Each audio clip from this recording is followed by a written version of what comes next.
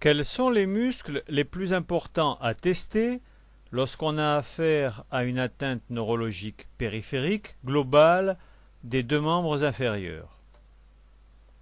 Eh bien, lorsqu'on pose cette question à un stagiaire, à un futur physiothérapeute, on a toutes les chances d'avoir une réponse erronée. Moyen fessier, fléchisseur du genou, releveur du pied, eh bien c'est pas ça. En fait, pour savoir si ce patient peut ou non marcher sans attelle, sans appareillage, eh bien il faut tester trois groupes musculaires. Les extenseurs du genou, le quadriceps, mais aussi les extenseurs de la cheville et les extenseurs de hanche. En effet, ces trois groupes musculaires, en chaîne cinétique fermée, sont capables de verrouiller en extension le membre inférieur. C'est la somme des trois muscles qui est importante. Si la somme des testings de ces trois groupes musculaires est égale ou supérieure à 7, le sujet pourra s'appuyer sur son membre inférieur sans s'écrouler.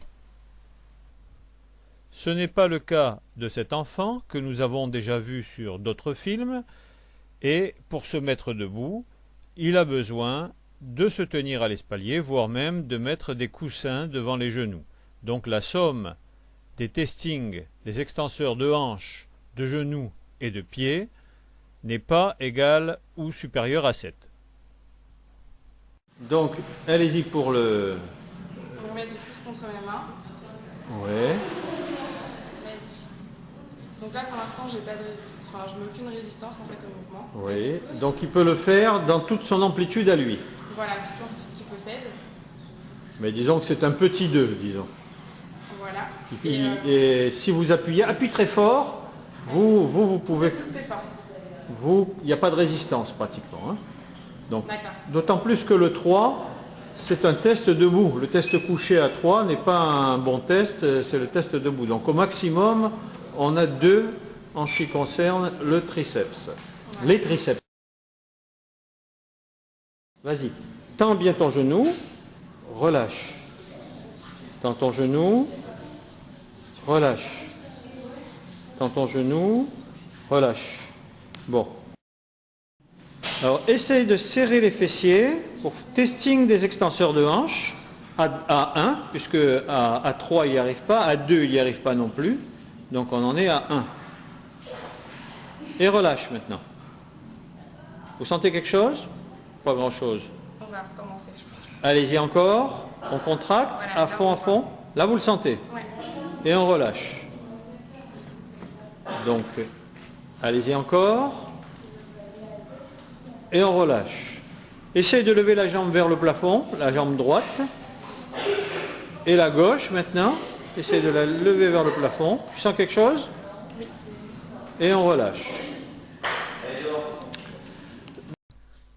Chez cet enfant, pour chaque membre, la somme des tests des extenseurs de hanche plus extenseur de la cheville plus extenseur du pied est inférieure à 7. C'est la raison pour laquelle il ne peut pas marcher sans un support, sans une attelle, sans un déambulateur.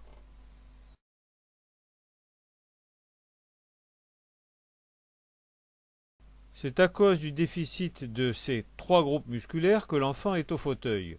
Donc c'est pour ça qu'il est important de les tester au début. Bien sûr, il faudra tester les autres groupes musculaires. Nous allons voir quelques exemples. En effet, si le patient récupère les muscles extenseurs de hanche, du genou et du pied, il pourra certes s'appuyer sur le membre et marcher, mais peut-être il va boiter. S'il n'a pas de releveur, il aura un steppage. S'il n'a pas de muscle abducteur de hanche, il aura une boiterie de Duchenne-Trendelenburg, etc. Donc tous les muscles méritent d'être testés. Alors recherche du tibial antérieur pour voir s'il est vraiment à 0. Contracte. On palpe et on relâche. Contracte, reste en l'air et on relâche. Donc là il ne saille pas dans cette position-là. Contracte et relâche. Bon, enlève tes doigts qu'on puisse voir. Contracte, essaye de rester ici. Vous voyez, on ne le voit pas saillir du tout. alors qu'on voit saillir quand même les tendons des extenseurs des orteils. Donc sa flexion dorsale, il ne l'a fait qu'avec les extenseurs des orteils et non pas avec le tibial antérieur. C'est ce qui est remarquable dans son testing. Vas-y, on le refait. Contracte bien, remonte. Donc testing des fléchisseurs du genou à 2. On essaye, allez, de plier. Plie le genou, essaye de plier au maximum, encore, sans bouger la hanche, sans trop bouger la hanche, parce qu'en bougeant la hanche, c'est de la tricherie. Alors, on remet un peu plus, voilà. Tu essayes de tenir, tu tiens aussi ici, voilà, pour éviter la compensation, vas-y. Donc on voit qu'il y arrive, vas-y encore, malgré les forces de frottement de la table, essaye de plier, et oui, beaucoup moins. On évite ainsi la compensation liée à la contraction des muscles de la hanche. Là, ça paraît beaucoup plus difficile. On voit qu'il n'est pas à 2. Hein. Donc là aussi, c'est un 1 sans doute un peu renforcé. Vas-y, fais-le comme tu peux, là, pour plier. Voilà, comme tu faisais tout à l'heure.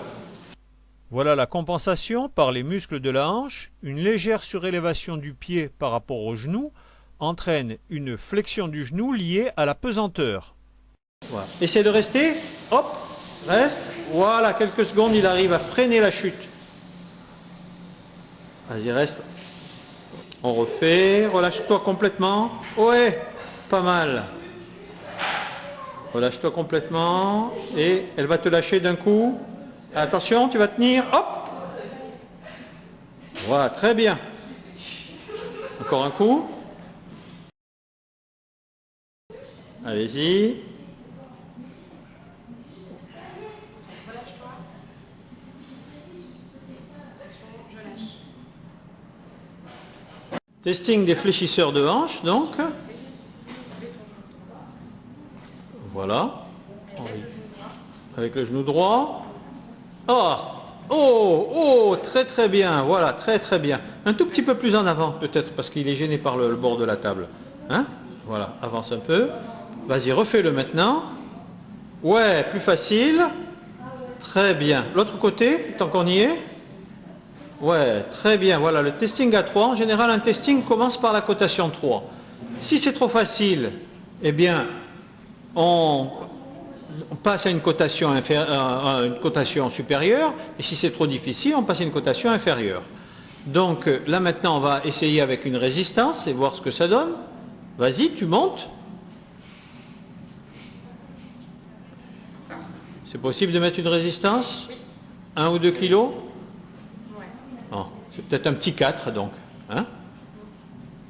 Oui. Dans toute l'amplitude ou pas? Vas-y. Ah, ouais, vraiment un tout petit 4 alors.